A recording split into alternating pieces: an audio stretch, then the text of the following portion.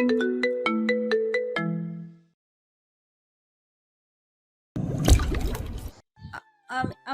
কথা আটকে যাচ্ছে। বাইজিদ এবার নিজে শ্বাস স্বাভাবিক করে নিল। চোখের দৃষ্টি আবার আগের মতো স্থির, নিয়ন্ত্রিত। তার গলা গভীর, খানিকটা কঠোর। কোথায় গিয়েছিলেন মেহেরুন্নেসা এই অন্ধকারে? প্রশ্নটা শুনে মেহেরুন্নেসার বুক আবারও ধক করে উঠল। মাথা নিচু করে বলল, এমনি হাঁটাহাঁটি করছিলাম, কিন্তু আপনি এইখানে কেন? বাইজিদ কেমন ঘোর লাগা গলায় বলল। তোমার কাছে যাচ্ছিলাম। মেহেরুন্নেসার মাথা তখনও নিচু। বাইজিদ বুকে হাত গুজে দেয়ালে হেলান দিয়ে বলল। কারণ জানতে চাইবে না? মেহেরুন্নেসা উত্তর দিল না। বাইজিদ অস্থির হয়ে বলল। আমাদের বিবাহ কবে বলো তো? মেহেরুন্নেসা ইতস্তত বোধ করে বলল, পরশু। পরশু কবে? কালকের দিন পরে। বাইজিদ কেমন বাচ্চাদের মতো করে বলল। কালকের দিন। কখন যাবে? মেহেরুন্নেসা সরু চোখে তাকালো তার দিকে। এত তাড়া কিসের আপনার? বাইজিদ কপাল কুঁচকে তাকায় মেহেরুন্নেসার দিকে। সোজা হয়ে দাঁড়িয়ে বলল। আমার কক্ষে চলো। বলতে দেরি, মেহেরের হাত খপ করে ধরে টেনে নিয়ে যেতে দেরি নেই। মেহের বাইজিদের টানে যাচ্ছে আর বলছে, কি করছেন? কোথায় নিয়ে যাচ্ছেন আমায়? বাইজিদের হাতে শক্ত টানটা যেন হঠাৎই সবকিছু এলোমেলো করে দিল। মেহেরুন্নেসা বুঝে ওঠার আগেই সে তাকে নিজের কক্ষে এনে দাঁড় করালো পালঙ্কের ঠিক সামনে। ভারী কাঠের দরজাটা ধীরে বন্ধ হতেই ঘরের নিস্তব্ধতা আরও ঘন হয়ে উঠল। মেহেরুন্নেসা স্থির হয়ে দাঁড়িয়ে রইল, মাথা নিচু। বুকের ভিতর ধুকপুকানি স্পষ্ট শোনা যাচ্ছে যেন। বায়েজিদ কিছুক্ষণ তার দিকে তাকিয়ে রইল। চোখে অদ্ভুত এক দৃষ্টির খেলা, কঠিন আবারও কোথাও যেন নরম। তারপর হঠাৎ করে মুখ ফিরিয়ে নিল, গম্ভীর কণ্ঠে বলল, আমি ঘুমানোর পর আপনি চলে যাবেন। কথাটা বলে সে আর একবারও পিছনে তাকালো না। ধীরে ধীরে পালঙ্কে গিয়ে শুয়ে পড়ল। মেহেরুন্নেসা যেন আরও অপ্রস্তুত হয়ে গেল। এই এক কথাতেই যেন তার সব ভাবনা গুলিয়ে গেল। তার হাত দুটো অন্য মনস্কভাবে আঁকড়ে ধরল অন্যার প্রান্ত। মাথা আরও নিচু হয়ে এলো। লজ্জা, সংকোচ, অজানা অনুভূতির মিশেলে এসে যেন জমে গেল এক জায়গায়। ঘরের বাতাস ভারী হয়ে আছে। বাইরে কোথাও দূরে শীতল হাওয়া জানালার পাল্লায় ধাক্কা দিচ্ছে, কিন্তু ভেতরে শুধু নীরবতা। কিছুক্ষণ পর বায়েজিদের শ্বাস প্রশ্বাস ধীরে ধীরে স্থির হয়ে এলো। সে ঘুমিয়ে পড়েছে। মেহেরুন্নেসা ধীরে ধীরে মুখ তুলল। তার চোখ এবার সাবধানে গিয়ে থামলো বায়েজিদের উপর। ঘুমন্ত মানুষটা যেন সম্পূর্ণ এক অন্যরকম। দিনের সেই কঠোরতা, তীক্ষ্ণ দৃষ্টি কিছুই নেই। শান্ত, নিস্তব্ধ, প্রায় নিরীহ।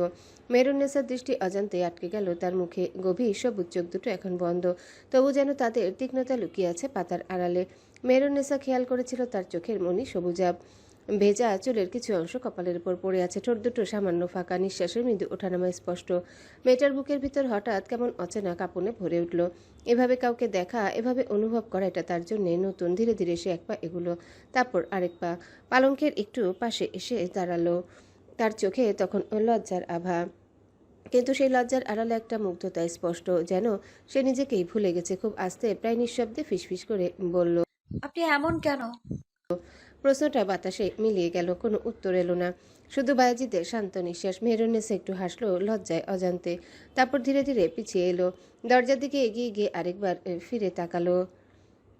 সেই একই দৃষ্টে নরম মায়া ভরা, একটু কাপা মনে হলো। এই ঘরের ভেতর কিছু একটা রেখে যাচ্ছে। সেই হয়তো নিজের অজান্তেই ঠোঁট গোল করে শ্বাস নিল, তারপর নিঃশব্দে দরজা খুলে বেরিয়ে গেল। ঘরের ভেতর আবারও নীরবতা নেমে এলো, শুধু বায়েজিতের ঘুমন্ত মুখে অদ্ভুত এক প্রশান্তি লেগে। দরজাটা নিঃশব্দে টেনে বন্ধ করতে মেহেরুন্নেসা এক মুহূর্ত থামল। বুকের ভেতরটা এখনও কাঁপছে হালকা হালকা। সে নিজেকে সামলে নিয়ে ধীর পায়ে করিডোর ধরে এগোতে শুরু করলো। জমিদার প্রাসাদের সেই দীর্ঘ করিডোরটা প্রায় অন্ধকারে ডুবে আছে। দূরে কয়েকটা প্রদীপের ক্ষীণ আলো, দেয়ালে ছায়ার খেলা। ঠিক তখনই এই যে থামো। কঠিন ধারালো কণ্ঠস্বর। মেহেরুন্নেসার পা থেমে গেল। ধীরে ধীরে মুখ তুলে তাকাতেই সামনে দেখা গেল সিমরানকে। দেয়ালের পাশে হেলান দিয়ে দাঁড়িয়ে আছে, ঠোঁটে বাঁকা হাসি, চোখে স্পষ্ট বিদ্বেষ। সিমরান ধীরে ধীরে এগিয়ে এলো তার দিকে। চোখ দুটো উপর থেকে নিচ পর্যন্ত মেপে নিল মেহেরুন্নেসাকে। এত রাতে শাহজাদার কক্ষ থেকে ফিরছো? তার কণ্ঠে তাচ্ছিল্য ঝরে পড়ল। এখনো তো বিয়ে হয়নি, তাই না? রাত বিরাতে পরপুরুষের ঘরে যাওয়া কি কোনো সতী নারীর লক্ষণ?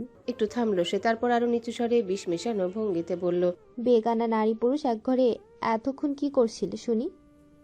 কথাগুলো যেন করিডোরে নীরবতা ভেঙে ছড়িয়ে পড়ল। মেহেরুন্নেসা কিছুক্ষণ চুপ করে রইল। আগের মতো লজ্জায় মাথা নিচু করে থাকা সেই মেয়েটা যেন কোথাও মিলিয়ে গেল।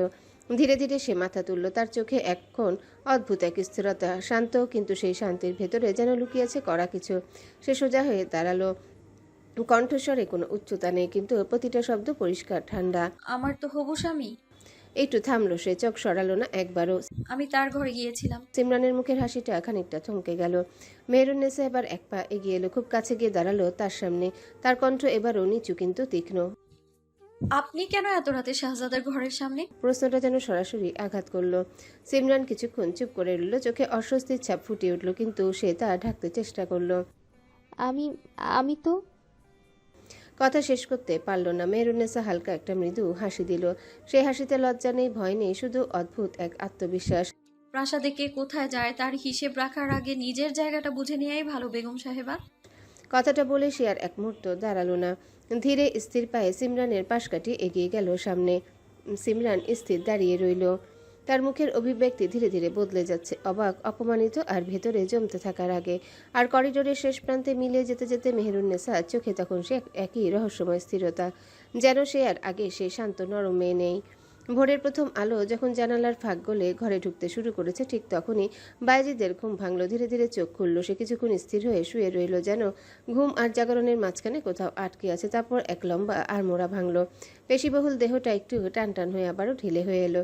চোখে তখনও ঘুমের আবেশ। পালঙ্ক ছেড়ে ধীরে ধীরে উঠে দাঁড়ালো সে, খালি পায়ে হেঁটে গেল কক্ষের বড় ব্যালকনির দিকে। ভারী পর্দাটা সরাতেই ভোরের ঠান্ডা হাওয়া এসে মুখে লাগলো। বাইরে তখন এক অপূর্ব দৃশ্য। বিস্তীর্ণ সবুজে ঢাকা উত্তরের জঙ্গল, যতদূর চোখ যায় কেবল সবুজ আর কুয়াশার মিশেল। গাছের মাথায় ভোরের আলো পড়েছে, কোথাও কোথাও হালকা কুয়াশা ভেসে বেড়াচ্ছে। পাখিরা ডানা ঝাপটে উড়ে যাচ্ছে দূরে। বায়েজিদ রেলিংয়ে হাত রেখে দাঁড়িয়ে রইল, চোখ তার দূরে, কিন্তু মনটা যেন কোথাও অন্যত্র। হঠাৎই মনে পড়ে গেল গত রাতের কথা। মেহেরুন্নেসা ঘরের ভিতর তার দাঁড়িয়ে থাকা, মাথা নিচু, লজ্জায় আড়ষ্ট সেই মুখটা যেন ভেসে উঠল চোখের সামনে। আর তারপর ঘুমিয়ে পড়ার আগ মুহূর্তে সেই শেষ দৃষ্টি, সে কি সত্যিই দেখেছিল নাকি স্বপ্ন ছিল? তার বুকের ভিতর হালকা একটা অদ্ভুত অনুভূতি নড়ে চড়ে উঠল। বাইজিৎ ধীরে ধীরে চোখ বন্ধ করলো, এক মুহূর্তের জন্য মনে করার চেষ্টা করলো সে কি তার দিকে তাকিয়েছিল কতক্ষণ। কেন যেন মনে হচ্ছে সেই দৃষ্টিটা শুধু লজ্জা ছিল না, আরও কিছু ছিল। অজান্তেই তার ঠোঁটের কোণে ফুটে উঠল এক অপূর্ব মৃদু হাসি। শীতল ভোরের হাওয়ায় সেই হাসিটা যেন আরও গভীর হয়ে উঠল। নিজেকেই খুব আস্তে বলল। অদ্ভুত মেয়ে। তার কণ্ঠে ছিল না কোনো বিরক্তি, না কোনো কঠোরতা, শুধু এক অচেনা কোমলতা। দূরে জঙ্গলের উপর সূর্যের আলো একটু করে ছড়িয়ে পড়ছে, আর ব্যালকনিতে দাঁড়িয়ে থাকা সেই মানুষটার চোখে আজ এক নতুন আলো। হুট করে বাজিদের মনে পড়ল, আজ তো তাদের গায়ে হলুদ হওয়ার কথা। কেউ আবার মেহেরুন্নেসাকে সাজাচ্ছে না তো তার অনুমতি ছাড়া? কোনো বহিরাগত তার চেহারা দেখে ফেলছে না তো? বায়েজিদ খালি পায়ে দৌড় লাগালো অন্দরের দিকে। কারণ শুধু পুরুষরাই কি নারীদের রূপে নজর দেয় নাকি নারীরাও দেখতে পারে কোনা নজরে? অন্দরমহলের দরজা জোরে ঠেলে হন্তদন্তই ঢুকে পড়ে বায়েজিদ। তার হাঁপ ধরা শ্বাস, চোখে তীব্র অস্থিরতা, কিন্তু সেই অস্থিরতার ভেতরে লুকিয়ে আছে অন্যরকম এক ভয়, এক অদ্ভুত ভয়, যেন কেউ তার সবচেয়ে আপন জিনিসটাকে ছিনিয়ে নিচ্ছে। ভেতরে ঢুকতে চারিপাশের দৃশ্য এক মুহূর্তের জন্য তাকে থামিয়ে দেয়। পুরো অন্দরমহল আজ যেন ফুলের রাজ্যে পরিণত হয়েছে। গাঁদা, রজনীগন্ধা, বেলি ফুলের মালা ছড়িয়ে আছে চারিদিকে। মেঝেতে পাপড়ির আস্তরণ, বাতাসে মিষ্টি সুগন্ধ। চারিপাশে নারীদের ভিড়, সবার গায়ে হলুদ আর লালের মিশ্রণে সাজানো পোশাক। কেউ হাসছে, কেউ ব্যস্ত, কেউ গায়ে হলুদের থালা সাজাচ্ছে। আনন্দে মুখর পুরো পরিবেশ, কিন্তু বায়েজিদের চোখে এসব কিছুই ধরা পড়ে না। তার বুকের ভেতর শুধু একটা কথায় ধাক্কা দিচ্ছে, মেহেরুন্নেসাকে কি আবার সাজিয়ে আনা হয়েছে সবার সামনেই?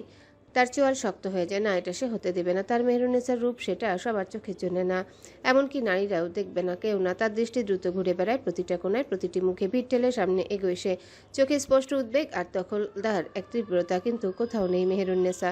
তার কপালে ভাঁজ পড়ে, শ্বাস ভারী হয়ে ওঠে। ঠিক তখনই সামনে এসে দাঁড়ায় সিমরান। আজ সে যেন নিজের সবটুকু সৌন্দর্য ঢেলে দিয়েছে সাজে। হলুদ লাল মিশ্রণে জমকালো পোশাক, কপালে টিপ, ঠোঁটে মৃদু রং, খোলা চুলে ফুলের গাঁথুনি, চোখে এমন এক আকর্ষণ যেন সে চায় আজ বায়েজিদের দৃষ্টি শুধু তার উপরই আটকে থাকুক। ধীরে ধীরে এগিয়ে এসে সে বলল, শাহজাদা, আপনি এত ব্যস্ত হয়ে কাকে খুঁজছেন? তার কণ্ঠে মিষ্টি টান, ভঙ্গিতে আমন্ত্রণ, কিন্তু বায়েজিদ এক ঝলক তাকিয়ে দৃষ্টি সরিয়ে নেয়। সে যেন সিমরানকে দেখছে না। অস্থির কণ্ঠে বলল, মেহরুন্নেসা কোথায়? এই একটুকু বাক্যে এমন তীক্ষ্ণতা, এমন অধিকার, যা শুনে সিমরানের বুকটা কেঁপে ওঠে। সে আরেকটু কাছে এসে নিজের ওড়না ঠিক করে নরম গলায় বলে, আজ তো আপনার গায়ে হলুদ, একটু চারিদিকে তাকান না, সবাই আপনার জন্য। আমি তাকে খুঁজছি। বায়েজিদ এবার তার কথা কেটে দেয়। গলা ঠান্ডা, কিন্তু ভেতরে জমে থাকা আগুন স্পষ্ট। কোথায় সে? সিমরান থেমে যায়, তার ঠোঁটের হাসি ম্লান হয়ে আসে।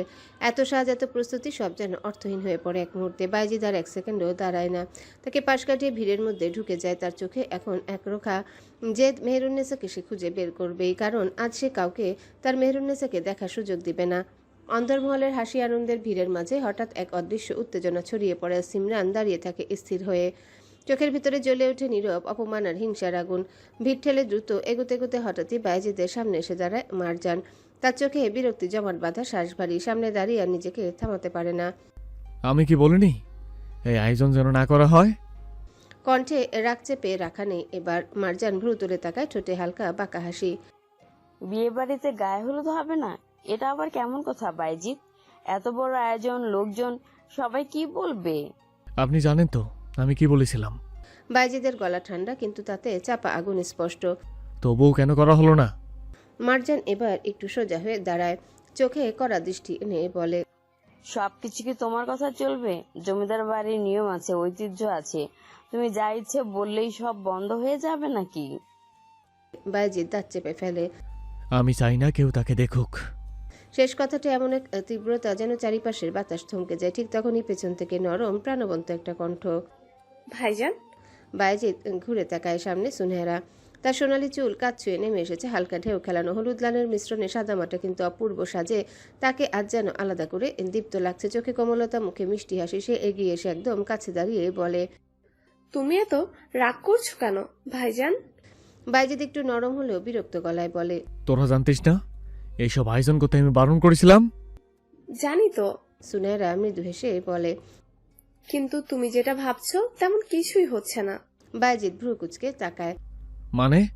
সুনহেরা একটু কাছে ঝুঁকে নিচু গলায় বলে, ভাবিকে সবার সামনে আনা হবে না, শুধু অন্দরের কয়েকজন মহিলা, একদম ঘনিষ্ঠরা, তারাই হলুদ লাগাবে, বাইরের কেউ দেখবে না। সেই চোখে টিপে হালকা দুষ্টুমি সুরে যোগ করে, এমনকি অন্দরের সবাইও না। বাইজিদের চোখে সন্দেহের ছায়া একটু নড়ে ওঠে। নিশ্চয়ই। আমি আছি না, আমি নিজে দেখছি সব। কথাগুলো যেন ধীরে ধীরে বাইজিদের ভেতরে ঝড়টা থামিয়ে দেয়। তার শক্ত হয়ে থাকা মুখটা একটু ঢিলে হয়, দৃষ্টি আগের মতো তীক্ষ্ণ থাকে না। সে গভীর শ্বাস নিয়ে নিচু গলায় বলে, ঠিক আছে, খেয়াল রাখবেন। সুনহেরা মাথা নাড়ে। সব সময় ভাইজান। পাশে দাঁড়িয়ে মারজান নিঃশব্দে সবটা দেখে। তার চোখে এক ঝলক অদ্ভুত দৃষ্টি খেলে যায়, যেন এই আশ্বাস, এই শান্তি তার একেবারেই পছন্দ হচ্ছে না। বাইজিদ আবার চারিদিকে তাকায়, তবে এবার সে উন্মত্ত খোঁজ নেই। আছে শুধু এক ধরনের অস্থির প্রতীক্ষা মেহেরুন্নেসার জন্য। অন্দরমহলের এক কোণে দাঁড়িয়ে পুরো ঘটনাটা নিঃশব্দে দেখছিল রত্নপ্রভা, তার ঠোঁটের কোণে মিটি মিটি হাসি। বাইজিদের সে অস্থিরতা, রাগ, বারবার চারিদিকে তাকানো সবই তার চোখ এড়ায়নি। কিভাবে সে সবাইকে উপেক্ষা করে শুধু একজনকে খুঁজে বেড়াচ্ছে, আর কিভাবে প্রায় রেগে ফেটে পড়ছিল যদি মেহেরুন্নেসাকে কেউ দেখে ফেলে। এসব ভাবতেই রত্নপ্রভার চোখে ঝিলিক খেলে যায়। মনে মনে বলে ওঠে, এতটা ভালো তাকে কি করে বাসলে ভাইজান? তার হাসিটা একটু গভীর হয়, যেন কেউ নিজের সবচেয়ে দামি সম্পদকে লুকিয়ে রাখে, আড়াল করে রাখে সবার চোখ থেকে। ঠিক তেমন করে বায়েজিদ মেহেরুন্নেসাকে আগলে রাখতে চাইছে, কিন্তু এটা কি শুধু অধিকার? না, এর ভেতরে অন্য কিছু আছে। রত্নপ্রভা ধীরে ধীরে মাথা নাড়ে। ভালোবাসা, খুব গভীর, অদ্ভুত এক ভালোবাসা। এই ভেবে সে আর দেরি না করে অন্দরমহলের ভেতরের কক্ষগুলোর দিকে এগিয়ে যায়, যেখানে মেহেরুন্নেসাকে গায়ে হলুদের জন্য সাজিয়ে রাখা হয়েছে। ঘরের দরজার সামনে হালকা ফুলের মালা ঝুলছে, ভেতরে মৃদু আলো, বাতাসে চন্দনের গন্ধ। ভিতরে ঢুকতেই চোখে পড়ে মেহেরুন্নেসাকে। হলুদের জন্য দেওয়া পোশাকে বসে আছে চুপচাপ, গায়ে হালকা হলুদের আভা, খোলা চুলে ফুল গজা, মুখে অদ্ভুত লাজুকতা, চোখ নিচু। রত্নপ্রভা দরজার কাছে দাঁড়িয়ে কিছুক্ষণ তাকিয়ে থাকে, তারপর মৃদু হেসে ভেতরে ঢুকে। কি গো, এত চুপচাপ বসে আছো কেন? মেহেরুন্নেসা মুখ তুলে তাকায়, নরম কণ্ঠে বলে, এমনি। রত্নপ্রভা তার সামনে এসে বসে পড়ে, চোখে দুষ্টু ঝিলিক। তুমি জানো বাইরে কি হচ্ছে? মেহেরুন্নেসার ভ্রু কুঁচকে যায়। কি? রত্নপ্রভা একটু ঝুঁকে ফিসফিস করে বলে, আমাদের ভাইজান তো একেবারে ঝড় তুলে দিয়েছেন। মেহেরুন্নেসা বিস্মিত চোখে তাকায়। রত্নপ্রভা হেসে বলে, হন্তদন্ত হয়ে এসে সবাইকে জিজ্ঞেস করছে মেহেরুন্নেসা কোথায়। ছোট আম্মাকেও এক প্রকার বকাঝোকা করে ফেলেছে, শুধু এই জন্য যে তোমাকে যদি সবাই দেখে ফেলে। সে একটু থামে, তারপর মজা করে যোগ করে, এমন কি বলেছে নারীরাও যেন না দেখে তোমার রূপ। কথাটা শুনতেই মেহেরুন্নেসার মুখ লাল হয়ে ওঠে, তার চোখ হঠাৎ নিচু হয়ে যায়, আঙ্গুলগুলো অন্যার কোণা মুচড়ে ধরে। রত্নপ্রভা তাকিয়ে থাকে, হাসিটা আরো নরম হয়ে আসে। দেখে মনে হচ্ছে তুমি তার কাছে খুবই মূল্যবান কিছু। মেহেরুন্নেসা কিছু বলে না।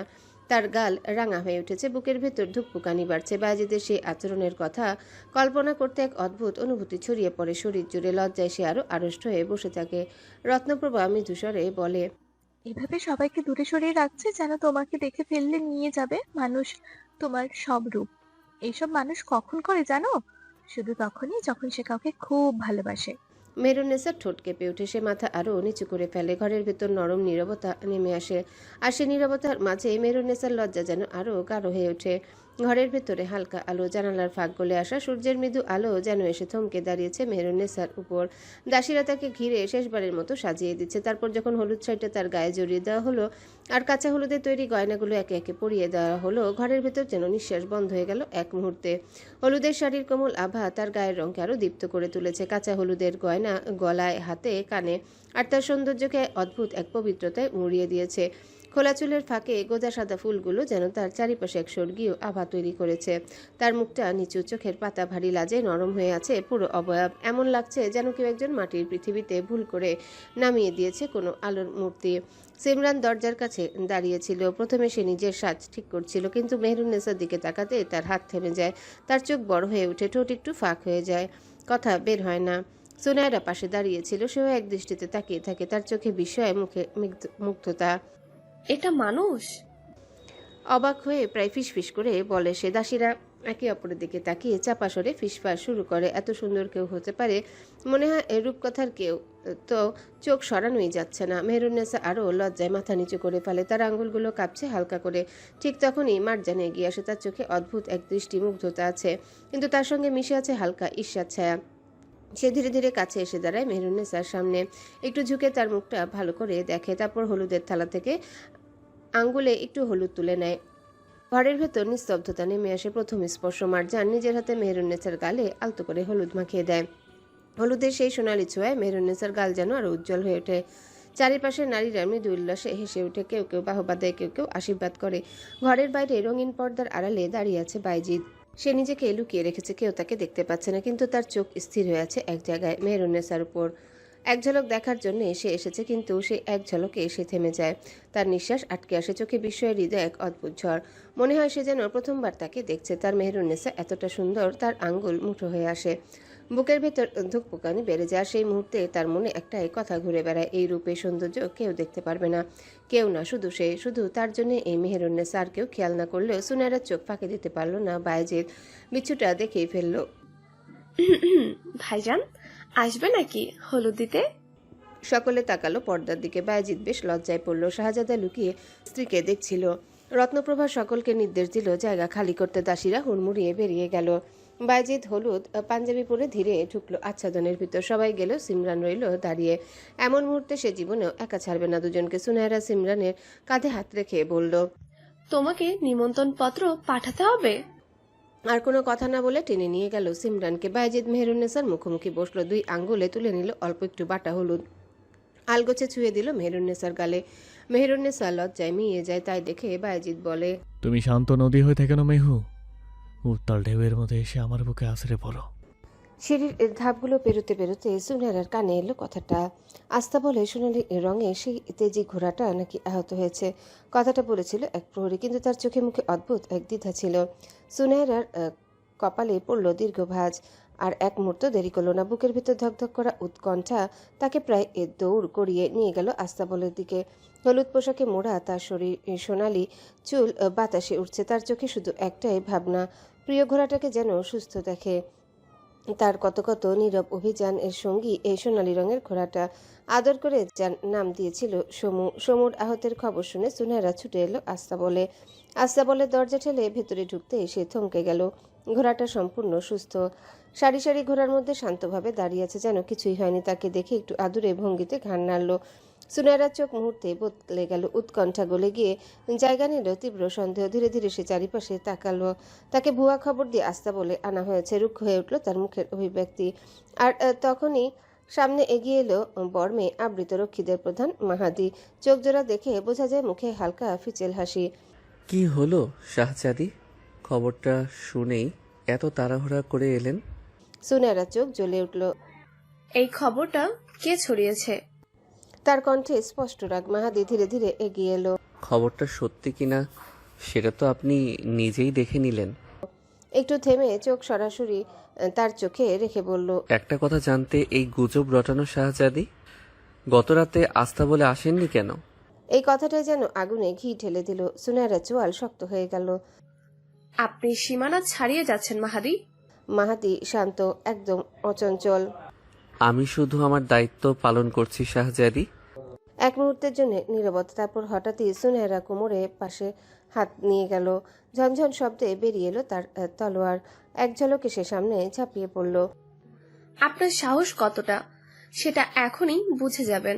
তালোয়ার সোজা মাহাদির দিকে নেমে এলো, কিন্তু আঘাতটা লাগলো না। মাহাদি এক পা সরে গেল, চোখের পলকে তার হাত উঠে এলো। সুনেহরার কবজিটা ধরে ফেলল সে, ঠিক তালোয়ার নামার আগ মুহূর্তে। দৃঢ় নিখুঁত, কিন্তু কোনো রুক্ষতা নেই। তালোয়ার ধার বাতাসে চিরে থেমে গেল মাঝপথে। সুনেহরা বিস্ময়ে তাকিয়ে রইল। তেজি গলায় বলল, আমাকে ছেড়ে দিন বলছি। আপনার সাহস কি করে হয় আমার গায়ে হাত লাগানোর? তার কণ্ঠে রাগ আর অপমান মিশে আছে। মাহাদি শান্ত গলায় বলল, শাহজাদি, আপনি আহত হতে পারেন। সে তার হাত ঘুরিয়ে এমনভাবে চেপে ধরল যাতে তালোয়ারটা আলগা হয়ে যায়। পরের মুহূর্তে তালোয়ার সুনেহরার হাত থেকে পড়ে গেল মাটিতে। টাং করে শব্দ হলো। সুনেহরার আরো ক্ষেপে উঠল। আপনি আমাকে নিরস্ত্র করলেন? মাহাদির সাথে সাথেই তার হাত ছেড়ে দিল। এক ধাপ পিছিয়ে গেল সম্মান বজায় রেখে। আমি কখনোই আপনাকে আঘাত করব না শাহজাদি। তার কণ্ঠ শান্ত কিন্তু দৃঢ়।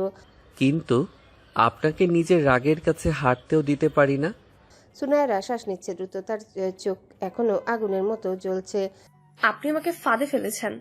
মাহাদি ধীরে মাথা নত করল। হ্যাঁ, ফেলেছি। একটু থেমে আবারও বলল, কারণ আপনি এমন কিছু লুকাচ্ছেন যা এই রাজ্যের জন্য বিপজ্জনক হতে পারে। সুনেহরা ঠান্ডা হেসে উঠল। সবকিছু জানেন এটা ভেবে ভুল করবেন না। মাহাদির চোখ তীক্ষ্ণ হয়ে উঠল। তাহলে বলুন, গত রাতে আপনি নদীর দিকে কেন গেছিলেন? আস্তাবলের ভেতরে আবারও নীরবতা নেমে এলো। সুনেহরা হাতের উল্টো পিঠে মুখ মুছল।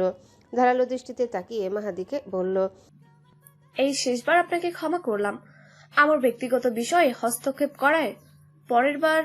সুনেহরার কথা শেষ হওয়ার আগেই মাহাদি বলল, বিষয়টা আপনার ব্যক্তিগত নয় শাহজাদি, বিষয়টা গোটা জমিদার পরিবারের। আপনি এমন কিছু করছেন যেটা এই রাজ্যের জন্য বিপজ্জনক হতে চলেছে। সুনেহরা কিছু বলার আগে একজন রক্ষী এসে দাঁড়ালো। মাথা সামান্য ঝুঁকিয়ে বলল, সর্দার, শাহজাদা অবিলম্বে আপনার সাক্ষাৎ চায়। মাহাদি এক মুহূর্ত দেরি না করে পা বাড়ালো মহলের দিকে। সুনেহরা দুহাতে মুখের সামনে থাকা চুলগুলো গুছিয়ে নিয়ে বড় করে শ্বাস নিল। সমুর মুখে হাত বুলিয়ে সেও চলে গেল মহলের দিকে। হলুদের পর্ব শেষ হতেই দাসীরা বড় পিতলের পাত্রে গরম পানি নিয়ে এলো। সেই পানির উপর ভাসছে গোলাপ, গাঁদা আর জুঁই ফুলের রঙিন পাপড়ি। চারিদিকে ছড়িয়ে পড়েছে এক মিষ্টি কোমল সুবাস, যেন পুরো অন্দরমহলটা নরম এক স্বপ্নে ঢেকে গেছে। মেহরুন্নেসাকে ধীরে ধীরে বসানো হলো সেই ফুল ভরা পানিতে। হলুদের সোনালি আভা মিশে তার ত্বক যেন আরো উজ্জ্বল হয়ে উঠেছে। পানি ছুতেই তার শরীর হালকা কেঁপে উঠল, আর পাপড়িগুলো ভেসে এসে তাকে জড়িয়ে ধরলো, যেন প্রকৃতি নিজেই তাকে আদরে ভাসিয়ে দিচ্ছে। দাসীরা যত্ন করে তার গা থেকে হলুদের রং ধুয়ে দিচ্ছে। প্রতিটা স্পর্শে ফুটে উঠছে তার স্বাভাবিক রূপ, নরম মসৃণ আর এক অদ্ভুত দীপ্তি, যা চোখে পড়লেই থেমে যেতে হয়। গোসল শেষ হলে তাকে উঠিয়ে শুকনো কাপড়ে জড়িয়ে আনা হলো। এবার পোশাক বদলানোর পালা। সিমরান নিজে এগিয়ে এলো, হাতে নতুন শাড়ি আর গহনা। কিন্তু মেহরুন্নেসার দিকে তাকাতেই সে থমকে গেল। মেহেও যেন চোখ ফেরাতে পারছিল না সে। তার দৃষ্টিতে শুধু বিস্ময় নেই, আছে এক চেপে রাখা হিংসা। এমন সৌন্দর্য সে সহ্য করতে পারছে না পুরোপুরি। মেহরুন্নেসার শরীরের প্রতিটা ভাঁজে যেন নিখুঁত কারুকাজ, স্বাভাবিক অথচ দৃষ্টি কাড়ার মতো। ত্বকে সেই সোনালি আভা তাকে আরো আলাদা করে তুলেছে। সিমরান ধীরে ধীরে তার চুল সরিয়ে দিল যেন ভালো করে দেখতে পারে, কিন্তু তার আঙ্গুলের স্পর্শে এখন আর আগের কোমলতা নেই। সেখানে মিশে গেছে এক অদৃশ্য কঠোরতা। নিজের অজান্তেই ফিসফিস করে উঠল, আল্লাহ, এমন রূপ হয়? কিন্তু সেই স্বরের ভেতরে প্রশংসার পাশাপাশি লুকিয়ে আছে কষ্ট, একটা অদৃশ্য হিংসা, যেন মনে মনে বলছে কেন এই সৌন্দর্য তার নয়। পাশের দাসীরাও চুপি চুপি তাকিয়ে আছে, কেউ কেউ মুগ্ধ, কেউ বিস্মিত। আর সিমরান তাদের মাঝে দাঁড়িয়ে ঠোঁটের কোণে হালকা হাসি টেনে রাখলেও চোখে স্পষ্ট অস্বস্তি। তারপর নিজেকে সামনে নিয়ে ধীরে ধীরে খুলতে লাগলো তার ভেজা শাড়ির আঁচল।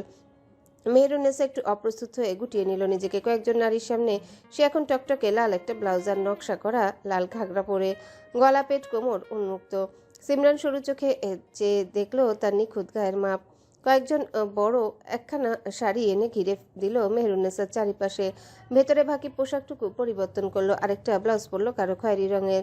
পরা শেষ হলে আচ্ছাদন আলগা করে হলো। সিমরান আস্তে করে নতুন শাড়িটা জড়িয়ে দিতে শুরু করলো। হাত চলে নিয়ম মেনে, কিন্তু মনটা যেন অন্য কোথাও আটকে আছে।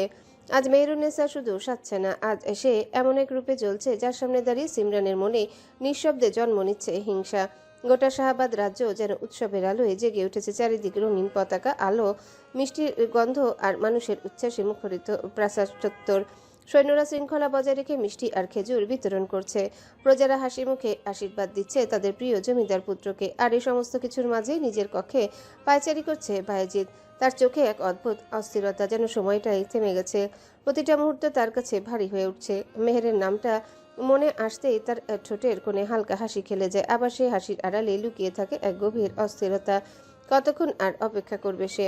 কখন সেই মুহূর্ত আসবে যখন হালাল বন্ধনে বাধা পড়ে সে একান্তে পাবে তাকে নিজের কক্ষে, নিজের কাছে? সেই মুহূর্তে নিজেকে কিভাবে সামলাবে সে? যখন বধূ বেশে মেহেরুন্নেসা তার কাছাকাছি আসবে, এক কক্ষে এক পালঙ্কে, ভাবতে তার বুকের ভিতর ধুকপুকানি বেড়ে যায়। আঙ্গুল মুঠো করে ফেলে সে, যেন নিজেকে নিয়ন্ত্রণে রাখতে কষ্ট হচ্ছে। সে জানালার কাছে গিয়ে দাঁড়ায়। দূরে আলোকসজ্জায় ঝলমল করছে প্রাসাদ, কিন্তু তার চোখে এসব কিছুই ধরা পড়ছে না। তার সমস্ত ভাবনা এক জায়গায় আটকে গেছে। ঠিক তখনই দরজায় মৃদু কড়া নাড়ার শব্দ। বায়েজিদ বিরক্ত ভঙ্গিতে তাকায়। ভেতরে আসো। একজন রক্ষী মাথা নিচু করে ভেতরে ঢুকে দাঁড়ায়। হুজুর, বেগান সাহিবাকে হলুদ দেওয়া শেষ হয়েছে, এখন আপনাকে হলুদ দেওয়ার প্রস্তুতি চলছে। কথাটা শুনে বায়েজিদের চোখে ঝিলিক খেলে যায়। শেষ হয়েছে? মনে মনে শব্দটা আওড়ায় সে। ঠোঁটের কোণে ধীরে ধীরে ফুটে ওঠে এক তৃপ্তির হাসি, যেন আরেক ধাপ এগিয়ে এলো সে তার কাঙ্ক্ষিত মুহূর্তের দিকে। রক্ষী বলল, নিয়ম তো ছিল আপনাকে আগে দেওয়ার, কিন্তু আপনার আগে সে তার কার্য সম্পন্ন হয়েছে। ঠিক আছে, যাও। রক্ষী সরে যেতে বায়েজিদ গভীর শ্বাস নেয়। তার অস্থিরতা যেন আরো বেড়ে যায়। এখন আর শুধু অপেক্ষা নয়, প্রতিটা সেকেন্ড যেন তাকে ঠেলে নিয়ে যাচ্ছে সেই রাতের দিকে, যে রাতের পর মেহেরুন্নেসা আর শুধু নাম থাকবে না, সে হবে তার, শুধু তার। গোটা প্রাসাদ যখন উৎসবের আলো আর কোলাহলে মুখর, তখন বায়েজিদের ভেতর যেন অন্য এক আগুন জ্বলছে। বাসর রাতের কথা মনে আসতেই তার নিঃশ্বাস ভারী হয়ে ওঠে। মেহেরুন্নেসাকে একান্তে কাছে পাওয়ার চিন্তায় তাকে অস্থির করে তুলছে। মনে হচ্ছে কতদিনের অপেক্ষা, কত কল্পনা, সব মিলিয়ে যেন তার জীবনের সবচেয়ে কাঙ্ক্ষিত মুহূর্ত হয়ে উঠেছে। সে কল্পনায় দেখতে পায় মেহেরুন্নেসা নীরবে বসে আছে, লাজুক চোখ নিচু করে আসে, ধীরে ধীরে এগিয়ে যাচ্ছে। এই ভাবনায় তার বুকের ভেতর অদ্ভুত এক টান তৈরি করে। সে চোখ বন্ধ করে এক মুহূর্ত যেন নিজেকে সামলায়, কিন্তু অস্থিরতা কমে না, বরং আরো বেড়ে যায়। ব্যাকুল হয়ে ওঠে সে, আরেক মুহূর্ত স্থির থাকতে পারে না। দ্রুত পা ফেলে অন্দরের দিকে এগিয়ে যায়। তার চলার ভঙ্গি স্পষ্ট, ভেতরে কতটা তাড়না কাজ করছে। দরজার সামনে এসে একবার থামে, গভীর শ্বাস নেয়, কিন্তু সেই শ্বাসও যেন অস্থির। ভেতরে প্রবেশ করতে চারিপাশে প্রস্তুতির আমেজ। দাসীরা হলুদের থালা সাজিয়ে রেখেছে, সুগন্ধ ছড়িয়ে আছে বাতাসে। বায়েজিদকে দেখেই সবাই সসম্মানে সরে দাঁড়ায়। সে আর কিছু না বলে সোজা হয়ে গিয়ে বসে পড়ে। তার চোখে এখন এক অদ্ভুত দীপ্তি, অপেক্ষা, তাড়নার অদম্য আকাঙ্ক্ষার মিশেল। আজ আর কোনো বাধা নেই। আজকের প্রতিটা আয়োজন, প্রতিটা রীতি তাকে এক ধাপ করে এগিয়ে নিচ্ছে সেই মুহূর্তের দিকে যখন মেহেরুন্নেসা হবে তার একান্ত চিরতরে। লাল মখমলের কাপড় বিছানো পিঁড়িটাতে বসে বায়েজিদ হলুদ লাগালো, তবে তাকে হলুদ লাগাতে পারলো কেবল মারজান, রত্নপ্রভা আর সুনয়রা। বহিরাগত কোনো আত্মীয় মহিলা, এমনকি সিমরানের হাতে হলুদ লাগাতেও সে নারাজ। স্ত্রীকে যেমন আড়াল করে রাখছে, তারও উচিত স্ত্রীর হকের বিষয়টা দেখার। এই পর্যায়ে চরম অপমানিত হলো সিমরান। হাতে হলুদ তুলে এগিয়ে নিয়ে গেলেও তা স্পর্শ করলো না শাহজাদার গাল। সেই ক্ষোভটুকু গিয়ে জমলো মেহেরুন্নেসার উপর। সবকিছুর জন্য মেহেরুন্নেসাকেই দায়ী মনে হচ্ছে তার। সন্ধ্যা শেষে আলোটা মিলিয়ে যেতে না যেতেই শাহাবাদ প্রাসাদের চারিপাশে নেমে এলো এক অদ্ভুত নিস্তব্ধতা। আকাশে ঝুলে থাকা আধো চাঁদের আলো যেন প্রাসাদের গা বেয়ে নেমে এসে অন্ধকারের সঙ্গে মিশে যাচ্ছে।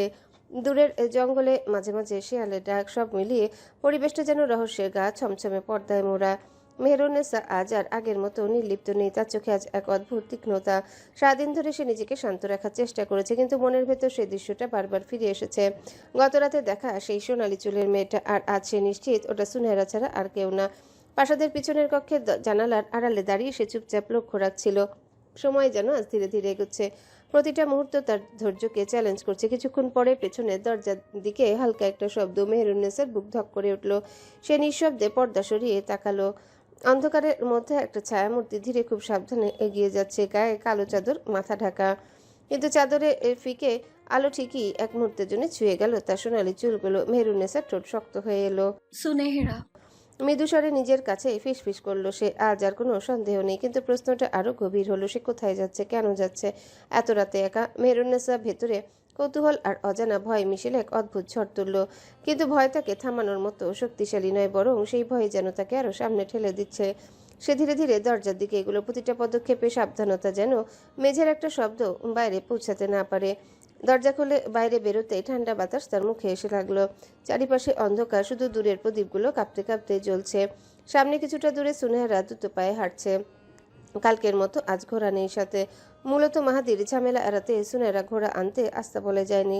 মেহরুন্নেসা দূরত্ব বজায় রেখে তাকে অনুসরণ করতে লাগলো। মাঝে মাঝে গাছের আড়ালে লুকিয়ে পড়ছে, কখনো প্রাসাদের দেয়ালে ছায়া ধরে এগুচ্ছে। কিন্তু অদ্ভুত ব্যাপার হলো, গতকাল তো সে নদীর দিকে যাচ্ছিল, কিন্তু আজ সুনেহারা যেন কোনো সাধারণ পথে যাচ্ছে না।